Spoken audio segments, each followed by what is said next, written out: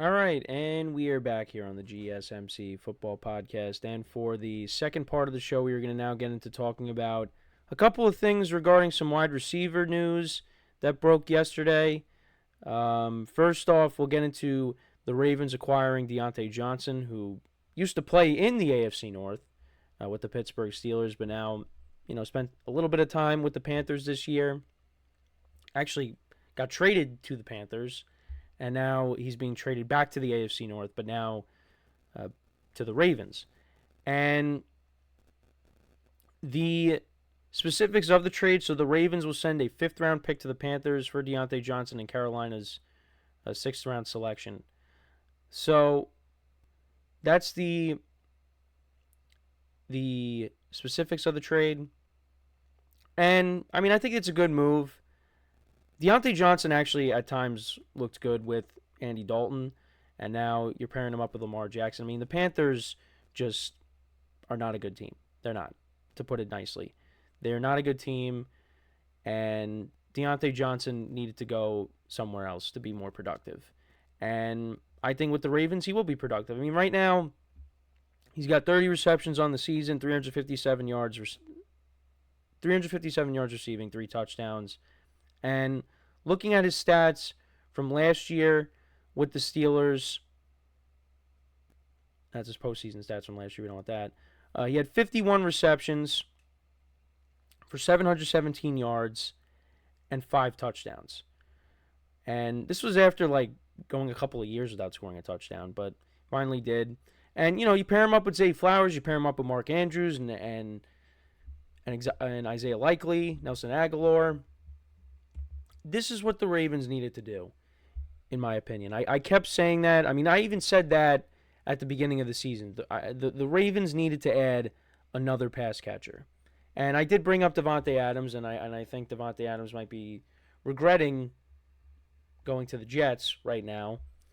But they go out and get Diontae Johnson. And I don't think Diontae Johnson is nearly as good of a player as Davante Adams is. But Diontae Johnson is a solid wide receiver. And the Ravens went out and did, again, what I said they should do. Is you get another pass catcher. And, that's going to make the receivers around him better. And, look, the Ravens got the best rushing attack in the NFL with Lamar Jackson and, of course, Derrick Henry, who's having an unbelievable season. So, this makes them better. I like this trade. You got to look at what the other teams are doing.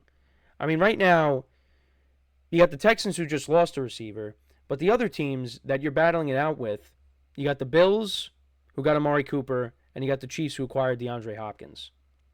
So the Ravens had to make a move, and I like this move for them. DeAndre Hopkins really didn't do anything in his debut. He had a couple of catches with the Chiefs. Amari Cooper had a touchdown. His first game was non-existent in the game against the Seahawks, but it really didn't matter because the Bills dominated that game. They won 31-10. But, yeah, this is good. Actually, talking about the Ravens, I also forgot about Rashad Bateman as well, who actually made some big plays for them this year.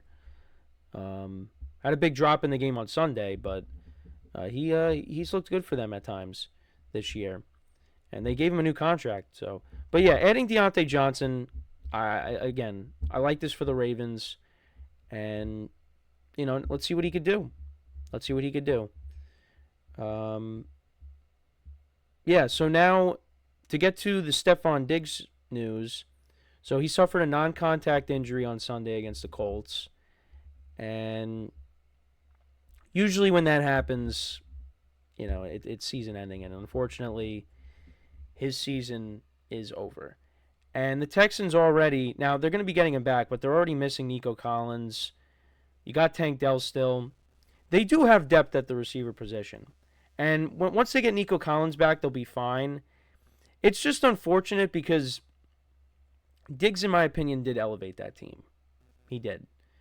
He was having a good year, but unfortunately, his season comes to an end, and I don't know, is this probably the last year that he's going to be with the Texans? we'll have to see if he comes back or, if somebody else signs him. But looking at his stats, I mean, he had 496 yards receiving, 3 receiving touchdowns.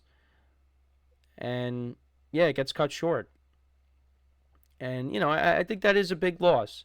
Now, you got other guys that can step in. You got Xavier Hutchinson, Robert Woods, John Mechie. They do have depth at that position, like I said. But, you brought Diggs in to kind of elevate your team. And now, this does hurt them. However, what I will say is, when it comes to the Texans, though, they do run the football better than they did last year. Joe Mixon, every game that he's played in, he's been awesome. And that makes the Texans a dangerous team when you got an elite running game. And they have that right now. So once you get Nico Collins back, Mixon continues to run the football effectively, they're going to be okay. And they're backed by a good defense. My thing is, in big games, C.J.Stroud has to play better. Because against the Packers, he was held to 86 passing yards. That is not going to beat Kansas City. That is not going to beat Baltimore. If you got to go on the road and play those teams. They did beat the Bills at home. But now the Bills have Amari Cooper. They're a different team. So, and I'd like to see them, if they match up again, I'd like to see that. But they take on the Ravens and the Chiefs later in the season. Now, against the Ravens, that's at home. But you got to go to Arrowhead. And I want to see what C.J. Stroud could do in that environment. Because last year on the road against the Ravens, their only offensive touchdown was a punt return. So, C.J. Stroud definitely has some things that he needs to prove to me. And I still think he's a very good quarterback. And he was my pick for MVP. Now, I don't think that's going to happen. He's had a good year. Texans have had a good year. But, at times, like I said, he has games against the Packers. How do you have only 86 passing yards? Now, there's some issues with the offensive line. I get that. But you got to have more than 86 passing yards. So, yeah, it's just a big loss. Losing Diggs, I mean, it's not going to be easy to replace, but it's basically, you have the team last year. I mean, you got Tank Dell, you got Dalton Schultz, you got Nico Collins coming back. You still got enough guys that could pick up the slack. And again, you have a better running game. So, this is a big loss, but I think the Texans will be able to overcome it. I don't think the Texans season is going to go off the rails. Now, the game coming up this Thursday is going to be interesting because you're not going to have Nico Collins. You're not going to have Diggs. They're taking on the Jets. And right now, it's interesting. The Jets are favored in this game. Right now, they're 2-point favorites. They were at 1.5. Now they went up to 2. Everybody is all over the Texans, though, when it comes to the spread. But when you look at the money line, it's kind of closer. Looking at CBS, you got 53% going with the Texans and 47% going with the Jets. I'm curious to see how it goes. Because, look, the Jets, I mean, they just continue to struggle in all aspects. But let's not forget, last year, with Zach Wilson, the Jets dominated. They won, what did they win, 31-7? Now, I'm not saying that they could do that again, but right now the Jets, they got their backs against the wall. They got to basically win out. And, the Texans, they're catching the Texans at the right time because they're down 2 wide receivers. But you still got to deal with Joe Mixon. And what is the problem with the Jets? They can't stop the run.